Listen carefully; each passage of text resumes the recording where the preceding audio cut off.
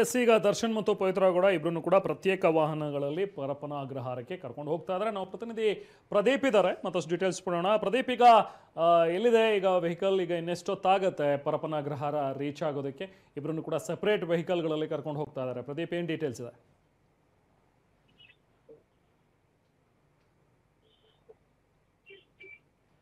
ಪ್ರದೀಪ್, ನನ್ನ ಧ್ವನಿ ಕೇಳ್ತಾ ಇದ್ರೆ? ನಾನು ಕೇಳ್ತಾ ಇದ್ದೆ. ಈಗ ಸದ್ಯಕ್ಕೆ ಏನು ಅಪ್ಡೇಟ್ಸ್ ಇದೆ?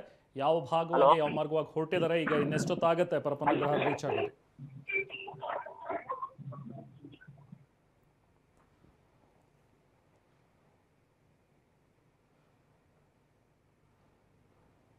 ಬಹುಶಃ ಲೈನ್ ಕನೆಕ್ಟ್ ಆಗ್ತಾ ಇಲ್ಲ ಅಂತ ಅನ್ಸುತ್ತೆ. ಏನಿವೆ, ಈಗಾಗಲೇ ಜೈಲಿನತ್ತ ಹೊರಟಿದ್ದಾರೆ ದರ್ಶನ್ ಮತ್ತು ಗ್ಯಾಂಗ್. ದರ್ಶನ್ ಸೇರಿದಂತೆ ಎಲ್ಲ 7 ಆರೋಪಿಗಳು, ಏನೊಂದು ಬೇಲ್ ಕ್ಯಾನ್ಸಲ್ ಆಯ್ತಲ್ಲ ಸುಪ್ರೀಂ ಕೋರ್ಟ್ನಲ್ಲಿ, ಕ್ಯಾನ್ಸಲ್ ಆದಂತಹ 7 ಆರೋಪಿಗಳು.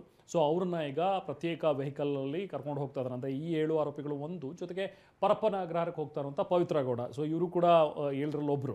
ಸೊ ಒಟ್ಟು 6 ಜನ ಒಂದು ವೆಹಿಕಲ್ಲು, ಇನ್ನೊಬ್ಬರು ಪವಿತ್ರ ಗೌಡ ಇನ್ನೊಂದು ವೆಹಿಕಲ್ನಲ್ಲಿ ಕರ್ಕೊಂಡು ಹೋಗ್ತಾರೆ. ನೋಡಿ ಅಲ್ಲಿನ ದೃಶ್ಯ, ಪವಿತ್ರ ಗೌಡ ಹೊರಗಡೆ ಬಂದಿರುವಂಥ ದೃಶ್ಯ ನೋಡಿ. ಎಷ್ಟು ಸಂಖ್ಯೆಯಲ್ಲಿ ಅಲ್ಲಿ ಜಮಾವಣೆಗೊಂಡಿದ್ದಾರೆ ಅಂತ ಜನ.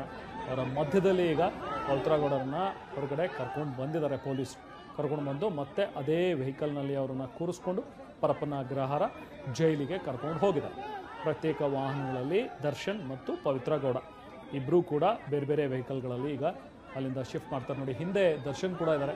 ಇದನ್ನು ಕ್ಲೋಸಾಗಿ ಅಬ್ಸರ್ವ್ ಮಾಡಿದ್ರೆ ಗೊತ್ತಾಗುತ್ತೆ ನಿಮಗೆ. ಪವಿತ್ರ ಗೌಡ ಅದರ ಹಿಂದೆ ದರ್ಶನ್. ಕೋರ್ಟ್ ಹಾಲ್ನಲ್ಲೂ ಕೂಡ ನಮ್ಮ ಪ್ರತಿನಿಧಿ ಅಪ್ಡೇಟನ್ನು ಕೊಡ್ತಾ ಇದ್ರು. ಜಡ್ಜ್ ಮುಂದೆ ನಿಂತಿದ್ರು ಪವಿತ್ರ ಗೌಡ, ಅವರ ಹಿಂದೆ ದರ್ಶನ್ ಕೂಡ ನಿಂತಿದ್ರು. 81 ದಿನಗಳ ಬಳಿಕ ಮತ್ತೆ ಮುಖಾಮುಖಿಯಾಗಿದ್ದರು ಇಬ್ಬರು ಕೂಡ. ಯಾಕಂದರೆ ಇಬ್ಬರು ಪ್ರತ್ಯೇಕ ಬ್ಯಾರಕ್ಗಳಲ್ಲಿ ಇರೋದ್ರಿಂದಾಗಿ ಮಹಿಳಾ ಸೆಲ್ನಲ್ಲಿ ಪವಿತ್ರ ಗೌಡರನ್ನು ಇರಿಸಲಾಗಿದೆ. ದರ್ಶನ್ ಕೂಡ ಬೇರೆ ಬ್ಯಾರಕ್ನಲ್ಲಿ ಹೊಸದಾಗಿ ಈಗ ಏನು ಬಿಲ್ಡಿಂಗ್ ಆಗಿದೆ ಪರಪ್ಪನ ಅಗ್ರಹಾರದಲ್ಲಿ ಅಲ್ಲಿದ್ದಾರೆ.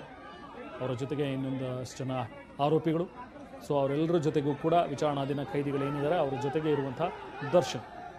ಇನ್ನು ಇವತ್ತು ಖುದ್ದು ಹಾಜರಾಗಬೇಕಾಗಿತ್ತು, ಯಾಕಂದರೆ ಇವತ್ತು ದೋಷಾರೋಪ ನಿಗದಿ ಆಗಬೇಕಾಗಿದ್ದರಿಂದ. ಹಾಗಾಗಿ ಇವತ್ತು ದರ್ಶನ್ ಮತ್ತು ಪವಿತ್ರ ಗೌಡ ಇಬ್ಬರನ್ನು ಕೂಡ ಕರ್ಕೊಂಡು ಬಂದಿದ್ರು. ಕರ್ಕೊಂಡು ಬಂದು ಕೋರ್ಟ್ ಮುಂದೆ ಹಾಜರುಪಡಿಸಿದ್ರು, ಜಡ್ಜ್ ಮುಂದೆ.